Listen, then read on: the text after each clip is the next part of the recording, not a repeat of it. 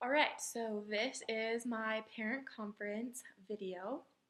Um, I did my case study on a little boy in my practicum classroom. We're going to call him Superman for this purpose.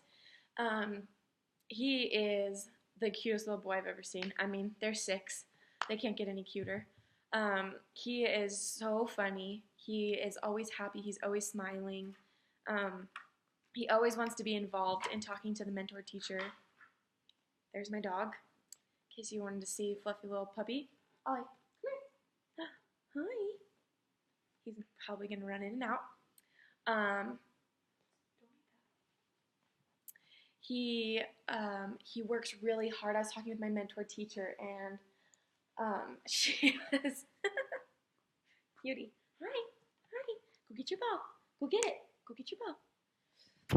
And she was saying how she is so impressed with this little boy because he is still so excited to come to school and he's so excited to learn, even though he has a lot of struggles learning and possible learning disabilities. But he just is so enthusiastic about everything.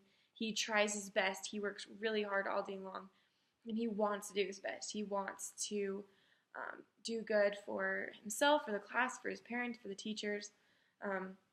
So he's just a happy little boy, and he's awesome. I was able to work with him a lot the first couple of weeks. He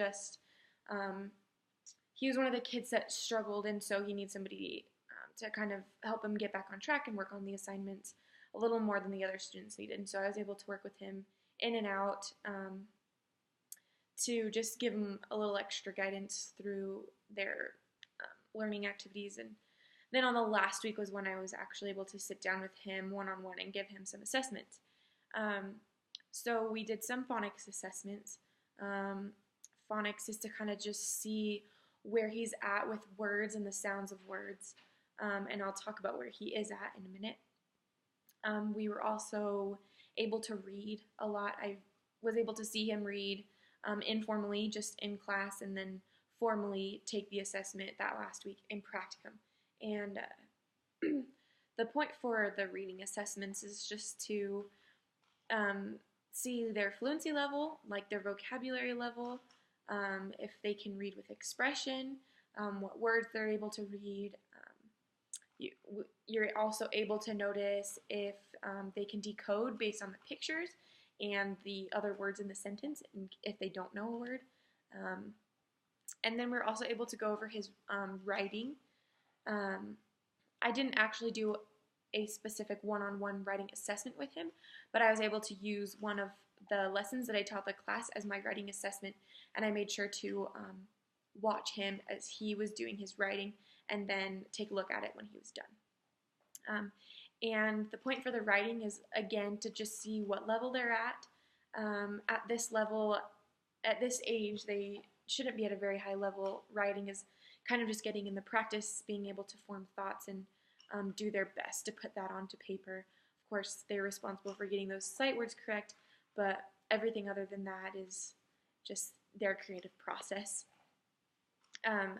Okay, so his strengths. Like I said, he was the most amazing little boy. He is so, he is funny, he's involved, he works very, very hard all day long. He's very enthusiastic to be there. He's a good friend to others. In terms of academic strengths, he has a really awesome concept of numbers. He can count. He can show me on the 100s chart what he's doing and why he's adding or subtracting. He can tell me about the tens place and the ones place in his numbers. So he's really awesome at that. When we were going through his phonics, he is really good with his rhyming words and his sounds. So it's something that he's can use to his advantage.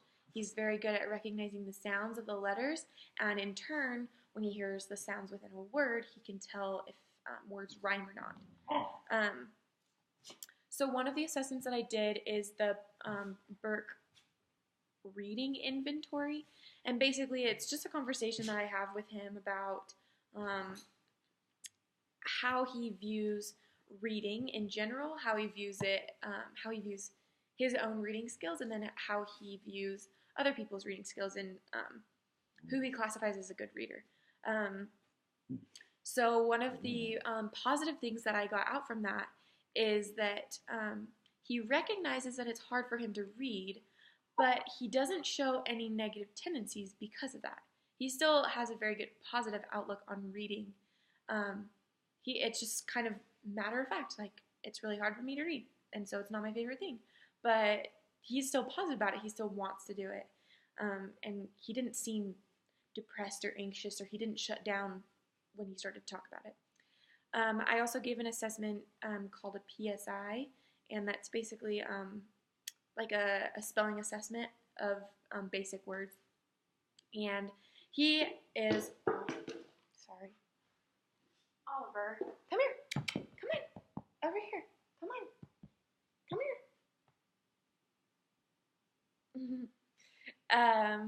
He has got his CVC words down. That stands for consonant, vowel, consonant. So, like I said, he's really good at recognizing his sounds, and so because of that, he can get those basic sounds down. Hi, buddy. Hi. Ollie doesn't know how to read yet, though. Can you read yet? No, he can't read yet. So he's really good at that. Also, in his reading, he likes to insert himself into reading situations. He likes to read. He likes to say, "This is my favorite book." He likes to make meaning out of it. He really enjoys the books that have topics about what he's interested in, and then he loves looking at the pictures and then connecting that with the words that he's seeing on the page to make meaning out of the story.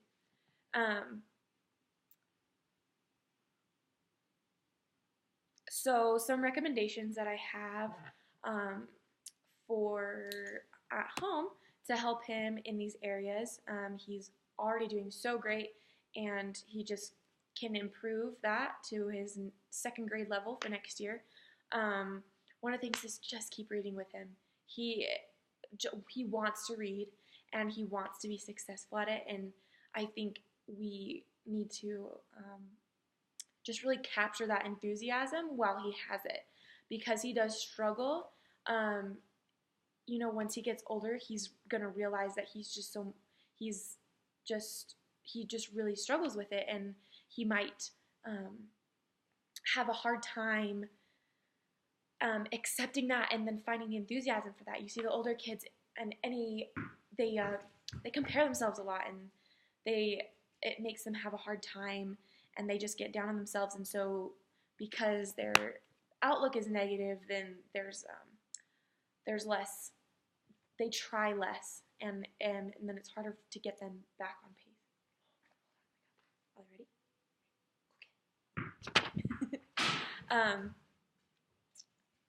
Another thing to do at home is not only have him read to you, but you can read to him. During our Burke inventory reading, he recognized some of the good readers in his class and that his parents are good readers.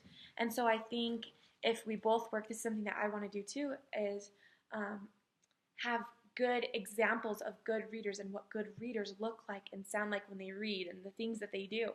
And so if he is able to see that and then also practice doing it, I think that will improve that. And that's one of the things that I want to work on in class is just to continue reading to the kids. They can see what it's like, and then maybe pair him up with some of those readers that he sees are good readers, so they can help him, give him that extra help. So some of the areas of need that I've identified just through observation and through some of these assessments. Sorry, Oliver is distracting me right now. Hey, go get your bone. Go chew on your bone by yourself, please. Okay? Yeah, go get it. Okay, here's just a couple of them. One of the things with his writing is that he gets his B's and his D's mixed up. That's very common for this age. It's still something half of the class is working on, but in terms of that, I want to, go over that again in class and help them to recognize the difference between the B's and the D's. One of the things I noticed in our phonics assessment is that it's hard for him to conceptualize what syllables are. He kind of mixes up syllables with sounds, and so when he's like sounding out a word or sounding out for syllables, he just counts how many sounds he hears in the word rather than actual syllables in the word. The other thing is concerning his reading level and his writing level. They are behind grade level. I would say that his reading level is coming from emerging into beginner. I'd say he's pretty much at beginner's reading level. He's still a little bit behind. It's hard for him. He still doesn't have most of those sight words down yet. And one of the things I notice is that when we read, he'll come to a word he doesn't know, which is common. I mean, they're 6, they're still learning to read. And he'll sound it out, and he'll get most of the sounds. Maybe he'll mix up the vowel sounds. And I'll just let him know. I'll correct him. I'll say, that word is has. It's not has, right? It's has. And he says, oh, okay. And then he finishes the sentence. So-and-so has blank, whatever it is. And then on the next page, it has the word has again. And something that I notice is that even though I've corrected him and I've let him know what that word is, and I told him what it was, he said it out loud, he heard it, and then he read it on the page, he's not able to retain that information. So that's something that I am concerned about. I don't know if that's something that you as a parent notice as well. And then writing, I would say his writing is at an emergent level. He can write most of his letters. He likes to write them very close together, and so all of his words smash together, and it's just one long string of letters. And his spelling also struggles just because he doesn't know those basic words, and so it can be hard to discern what he is writing. So in order to help him with this, like I said, I think one of the biggest things to do at home is just to read to him, just have him exposed to books and words and sounds and what they look like. And again, he's getting that all day, and I want to make sure there's an emphasis on reading and books in the classroom. I want to start working with him independently when they have their reading time, so that I can really work with him and practice those words that he... Oliver, come here. Sorry, he's a puppy. He gets into everything. It's kind of annoying. Just to practice reading with him, those sight words, going over them over and over, and I think it just takes him more time seeing a word than it would normally for maybe some other kids in the class. And so I think just that repetitiveness will help him just come into the knowledge that, I mean, he can do it. I've seen him do it, and I've seen him grow, and he is awesome. And so I think just that repetitive, just helping him and giving him that extra support. And I think the biggest thing is just to give him positive feedback. Let him know that he's doing good, and he's getting better, and he is good where he is at, and we are just going to work on it together, and not comparing him to any other kids. He is not worse than John at a reading level, right? He is just at his own level. He's doing his own thing. We don't need to compare him to anybody else. And he has his strengths and he has his weaknesses, just like we all do. And we'll just help him work that out. Another thing is that he is currently being pulled out for a resource with a reading teacher. And so I think we should continue that. And I think that's a really good resource for him. He loves that class and that teacher, and I can see that is definitely helping him to improve. So that's my spiel on our Superman boy from my class. He's awesome. I enjoy being with him every day in that class. It was just awesome.